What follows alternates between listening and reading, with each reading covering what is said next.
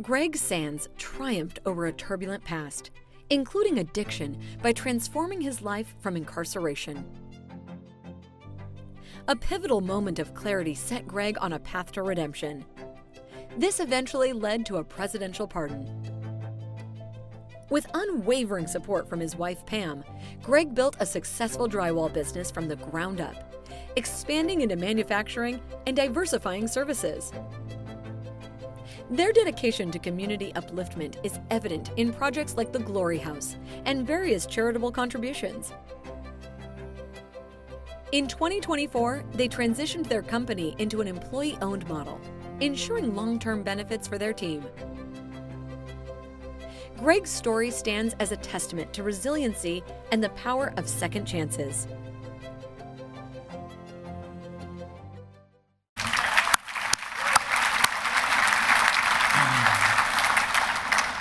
Thank you, everybody. I just want to let you know, after me, there is a Mr. Sorensen speaking. And I want to start by thanking the Hall of Fame, all the other inductees. What an awesome, tough group to follow. And congratulations to everybody. I want to thank my good friend Craig Lloyd for nominating me for this event. I know it was a lot of hard work for him and his wife and Don Scott and everybody else that helped with this. If you don't believe in miracles, I have stunning news. You are witnessing two. It is a miracle that I'm alive still, and it's a miracle that I'm on this stage being inducted into the South Dakota Hall of Fame tonight. Thank you to the Hall of Fame and to all of you. You've recognized me not just for the man that I've become, but for the man I fought to become. Through struggles, through the darkness, you've chosen to see me not for my worst moments, but to celebrate what I have achieved. And I want to thank all of you for that. At age 66, I seek to be a person of empathy, compassion, decency, integrity, and generosity, working to lift others who are less fortunate, committed together with my wife Pam Sands to pay forward the blessings that are bestowed upon us.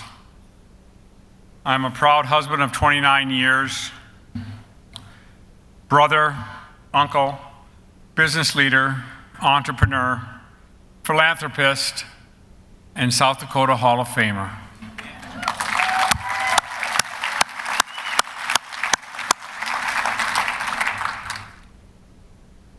My past is messy. My story has its chapters of failure and shame. I'm a recovering addict.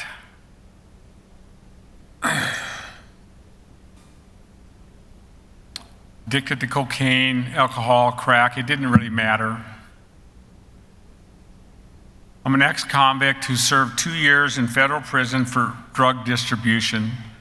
I was guilty because everyone else in there with me wasn't. They were, I've suffered more overdoses than I can remember. And I've came close to death multiple times.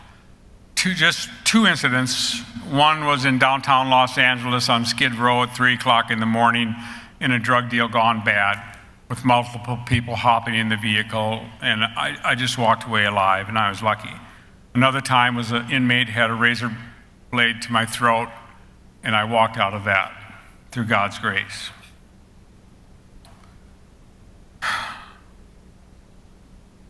Mental health has been an issue for me about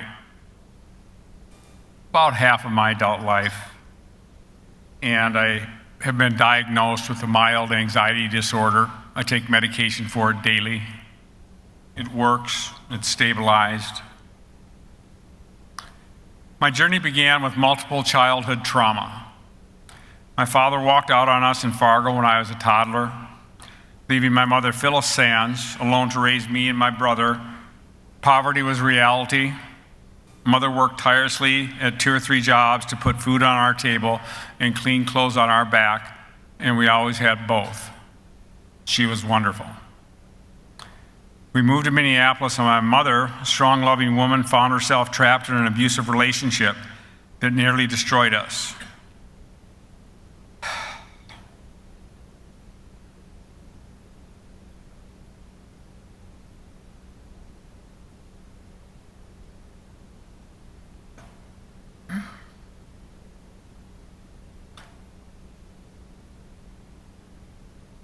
Seven years of hell and violent beatings as a young child. My mother courageously reached out to my grandparents, Bud and Elsie Christensen from Britton, South Dakota, don't you know? And they came and rescued us back to South Dakota. That was the reality of my childhood. That was what was normal to me. Safe but traumatized, we settled in Aberdeen. I managed to test out of high school with the GED. At age 16, I never went back to school. That was the end of my formal education. Everything else I learned about running and building a company, I learned while I was running and building our company.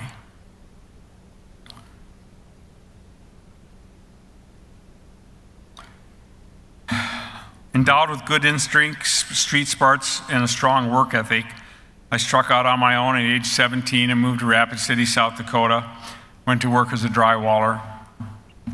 It's been a good gig. And launched my construction career and wild nomadic lifestyle. Despite a whole lot of shocking and risky misadventures in my early childhood, eventual freedom from active addiction gave us a second chance at life, and we started a whole new course. I praise God for every good day that I remain clean and sober. I entered recovery March 17th of '93, and I've been in for 31 years.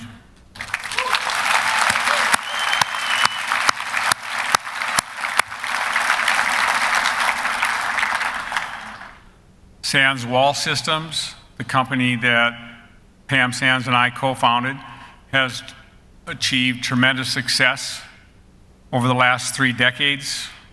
When we did our ESOP last year, we were about 33rd in the nation for companies like us, and it was awesome.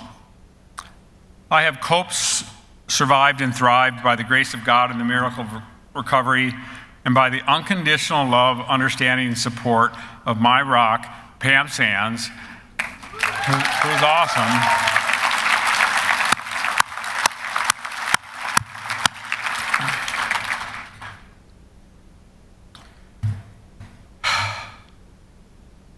And I have thrived because of the countless friendships and relationships and colleagues that have spent hundreds of hours with me to build these relationships, and that is why I'm here. Without all of these other things, I am not here. It was a big group. And Jan, we've got a job for you. It's a 25-year position.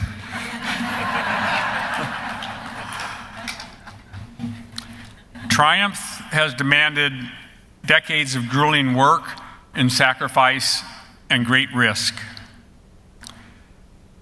Our amazing team at the 100% employee-owned Sands Wall Systems taught me that the importance of caring for one another on the job, at home, and in the community. Craig Lloyd reminded me not to judge people too quickly, to take the high road because there's less traffic, hire the best people and hang on to them. My friend Dick Muth boosted my confidence when I first met him at a party at Craig's house. He said, "Greg, if you can turn your life around like that, anybody can." And Dick Muth was right. If I did it, anybody can. Because I'm not supposed to be here. This isn't, so Dick was right. kind of rare, but Bill Hinks taught me that once you've achieved financial success, giving back matters more than anything else. My peers in recovery, they saved me. They taught me that addiction is a disease, not a moral deficiency. Reverend Roger Fredrickson, founder of the Glory House,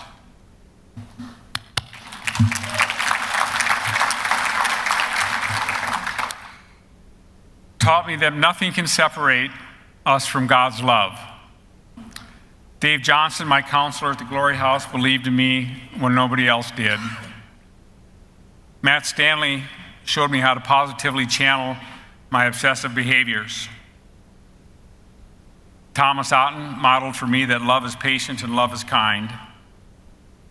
President Bill Clinton granted me a pardon in 2001, demonstrating forgiveness is a cornerstone of a civilized society. I accept this award in humble appreciation to those who gave me a second chance, and in special recognition of my brother Dunbar, who cared for my beautiful mother and my wonderful dear grandmother.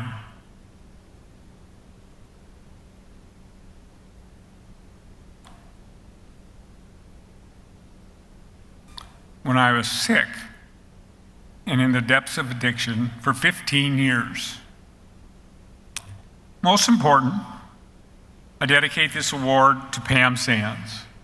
If Pam Sands was not my partner, I wouldn't be on the stage.